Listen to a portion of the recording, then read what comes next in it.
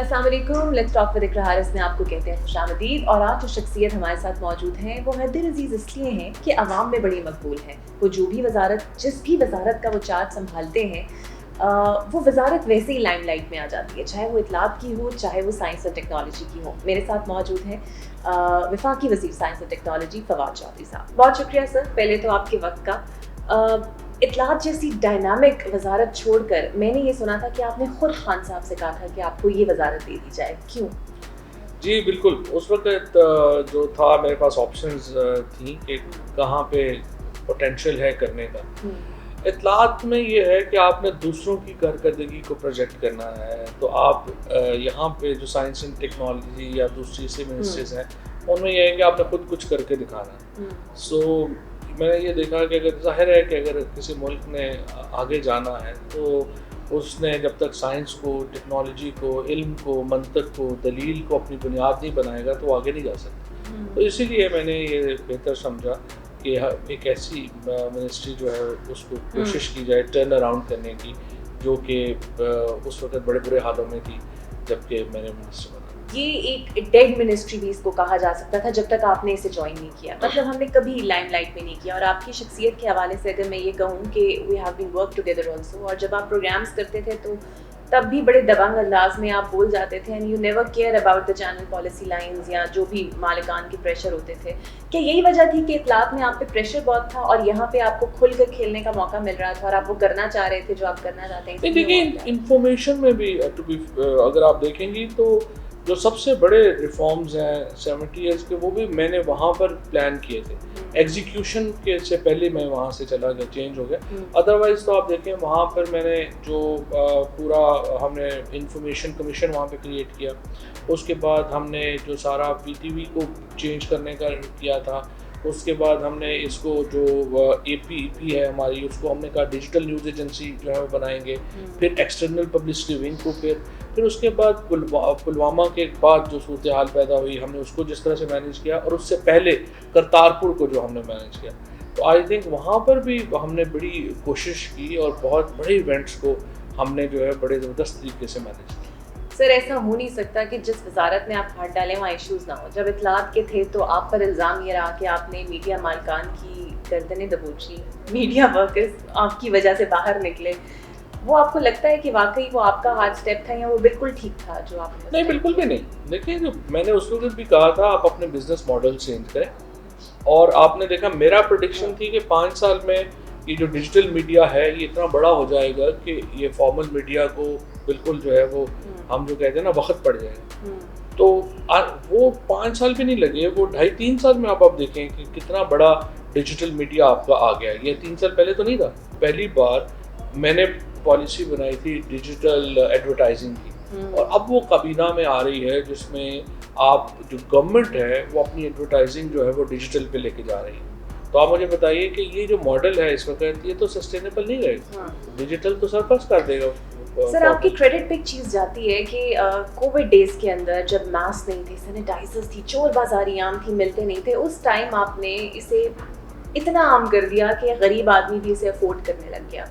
Even آپ نے سامان یہاں سے پاکستان سے باہر بھی بھیجا. یہ جو انوویشنز تھیں اور یہ سارا کچھ ہے، اب یہ کس مراحل میں، اب چونکہ کووڈ کے ساتھ ہی ہمیں رہنا ہے، ہم کہاں کہاں اسٹیپ ان اپ کر رہے ہیں؟ دیکھو 26 فروری کو پہلے کووڈ کیس پاکستان میں آئے تھے. ہم اس دن اس تاریخ کو ہم اپنا کچھ بھی نہیں بنا رہے تھے. ہم ماسک ہوں، ڈاکٹرز کے گاؤنز ہوں، الکوہل سویب سے لے کر ڈس انفیکٹنٹ سارے ہم جو ہے وہ امپورٹ کر رہے تھے. سینیٹائزر مارچ میں شارٹ ہو گئے تھے پچھلے سال. تو یہ ہم نے جو پروجیکٹ جہاں پہ آپ بیٹھی ہیں PCSIR میں، یہاں پہ پیچھے ہماری ایک مینوفیکچرنگ یونٹ ہے، یہاں سے ہم نے سینیٹائزرز بنانے کا شروع کیا. اس کے بعد ڈیفینس پروڈکشن کو ہم نے ساتھ لگایا. اس کے بعد ریڈی میڈ گارمنٹس ایسوسیشن ساتھ لگی، پھر ایپٹما ساتھ لگی، اور with in 4 months from a net importer of all COVID material we became actually one of the major exporter of all COVID material. اور اس کے دوران پھر ہم نے جو وینٹیلیٹرز کریٹ کیے. اب جو اس سال جو سب سے بڑی مطلب مجھے بڑا فخر ہے یہ کہتے ہوئے کہ پاکستان کے اندر پوری 2 نئی انڈسٹریز کی بنیاد رکھی ہے ہم نے اس 1 سال میں. ایک تو یہ ہیلتھ کے اندر جو الیکٹرو میگنیٹک ہماری جو مشینیں بنانے کا ہے.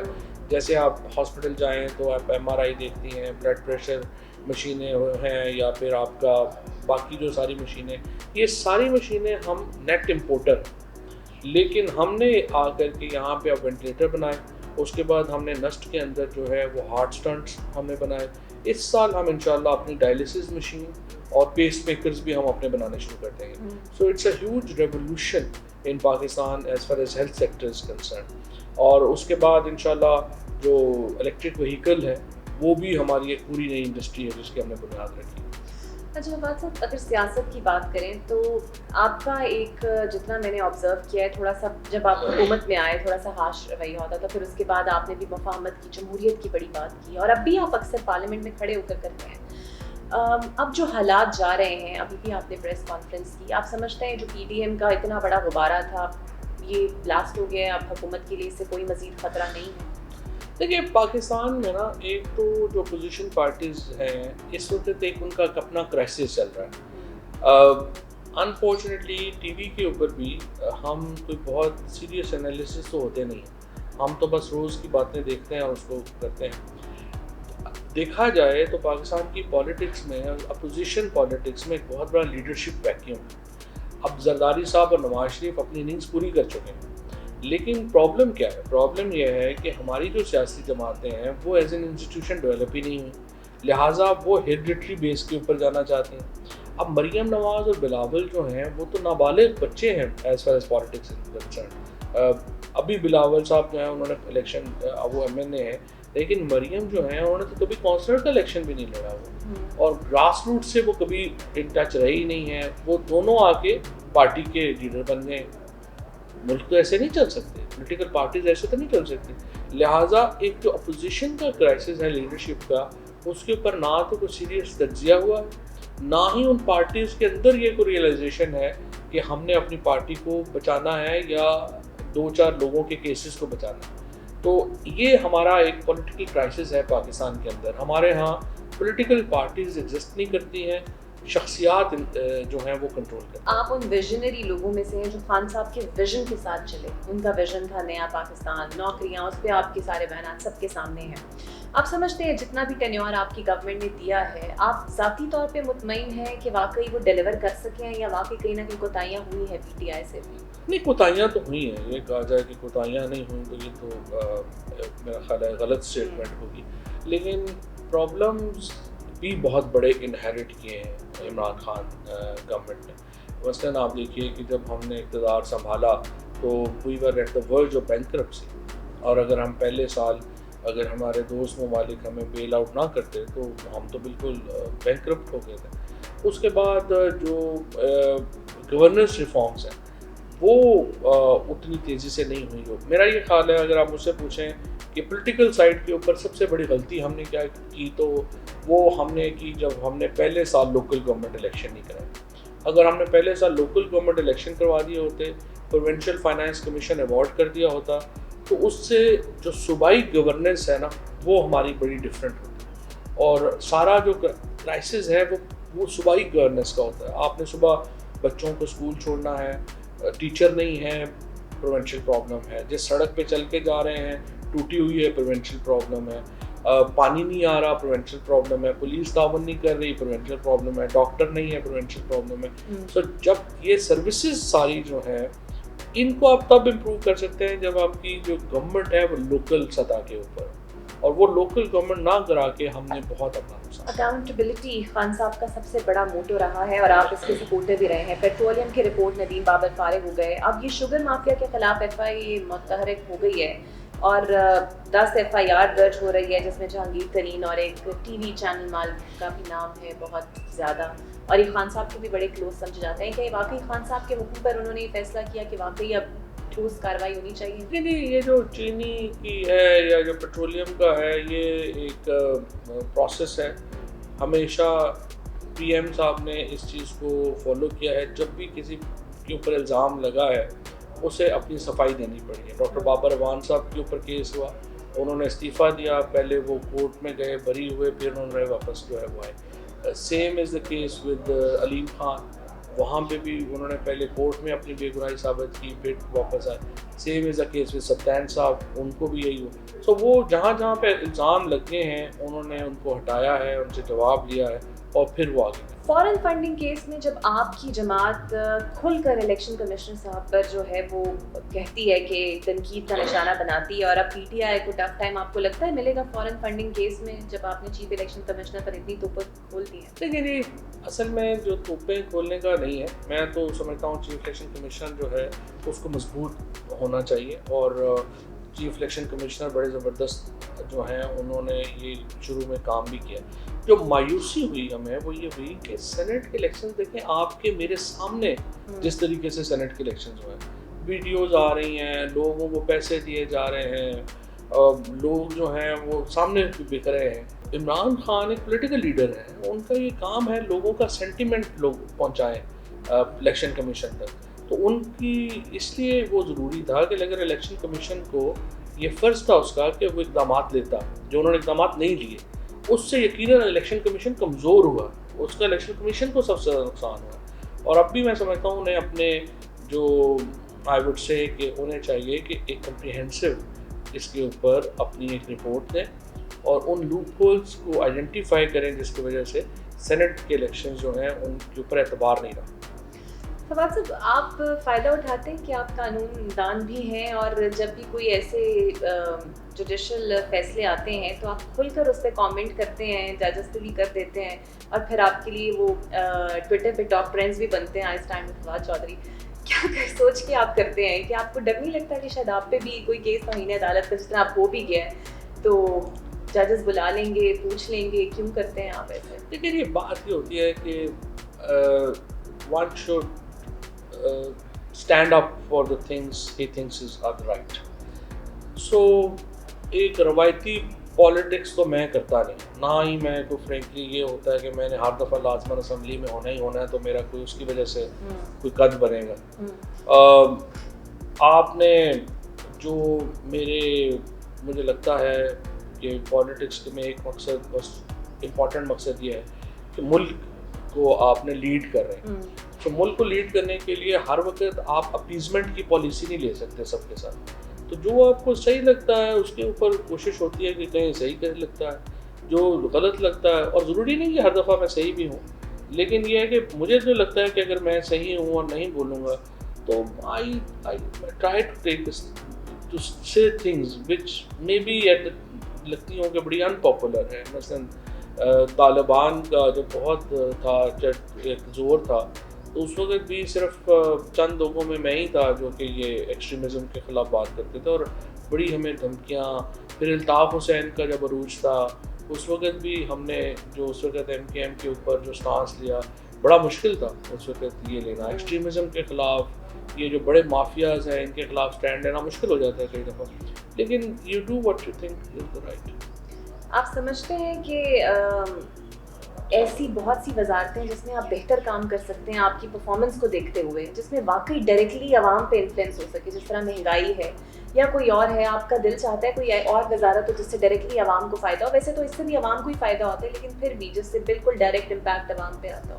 دیکھیے میں ایکچولی پاکستان کے اندر جو سب سے امپورٹنٹ چیز ہے نا وہ ہے کہ آپ کو ایک لا اینڈ آرڈر سچویشن جو ہے وہ آپ کو بہتر ملے، ایکسٹریمزم کے اوپر جو ہے وہ ملے. میرے خیال میں interior ministry is the one جس میں بہت کام جو ہے وہ کیا جا سکتا ہے. چیف منسٹر کا آفس ایسا ہے جس میں بہت کام جو ہے وہ ہو سکتے ہیں اور جو ہے وہ آپ کو نہیں. باقی دیکھیے جو بھی لوگ پالیٹکس کرتے ہیں ان کا خواہش یہی ہوتی ہے کہ ہماری طاقت میں اضافہ ہو. لیکن آپ سمجھتے نہیں ہیں کہ وہ چیف منسٹر کا آفس ہے اس پہ تو شاید ضد یا پھر وہ سٹانس جو سبھی بھگت رہے ہیں وہ نہیں ہونا چاہیے تھا؟ بزدار صاحب ایک ایسی چوائس ہے جو کسی کو کبھی بھی پسند نہیں رہے. دیکھیں نہیں وہ تو پرائم منسٹر صاحب کو تو پسند ہے نا، تو جنہوں نے فیصلہ کرنا ہے ان کو پسند ہے، تو باقیوں کی پسند تو پھر ریلیونٹ ہے. اور پھر اسمبلی کے اراکین جو ہیں ان کا پرفارمنس بھی انہوں نے ایویلویٹ کرنی. سو یہ ہے کہ ان کے اوپر تنقید جو ہے وہ ہوتی بھی ہے اور کچھ چونکہ وہ میڈیا کے نہیں ہیں، میڈیا کے ایکسپوزڈ نہیں ہیں تو بہت لوگ ان کو جانتے بھی نہیں، تو اس لیے ان کے خلاف بات کرنا جو ہے وہ زیادہ چل جاتا ہے. اور خود میں سمجھتا ہوں کہ انہیں ذرا پریکٹیو ہونا چاہیے تھا اپنے امیج کے لیے، جو جتنا انہوں نے اس کی ایفرٹ نہیں کی انہوں نے.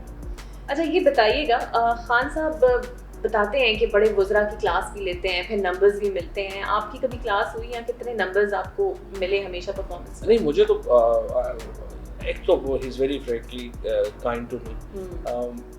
کچھ لوگ جو ہیں مجھے تو کہتے ہیں کہ تمہاری تو بڑی باتیں پتہ نہیں برداشت کیسے کرتے, تو مجھے تو وہ کافی برداشت کرتے ہیں.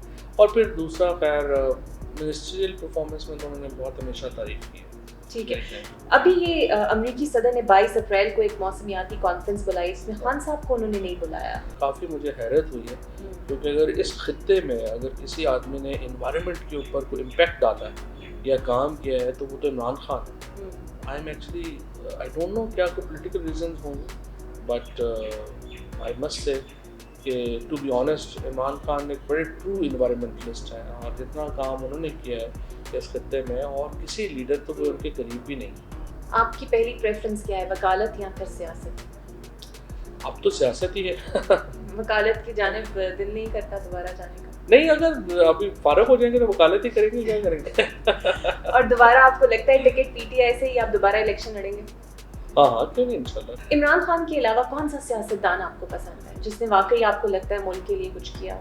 ہر جو لیڈر آتے ہیں نا اس کے پازیٹیوز بھی ہوتے ہیں, نیگیٹیوز بھی ہوتے ہیں. مثلا اگر آپ دیکھیں کہ بے نظیر بھٹو شہید کے اوپر بڑی تنقید بھی کی جا سکتی ہے, but on the other hand اگر آج پاکستان میں جمہوریت ہے تو وہ بے نظیر بھٹو کی وجہ سے ہے. اس کے بعد اگر آپ پریکٹیکلی دیکھنا چاہتے ہیں تو یہ جو سارا ٹیلی کمیونیکیشن ریولوشن ہے پاکستان میں, موبائل فونز ہیں, ہمارے جو وائرلیس سسٹمز ہیں, یہ سارے بے نظیر بھٹو کی انوویشن.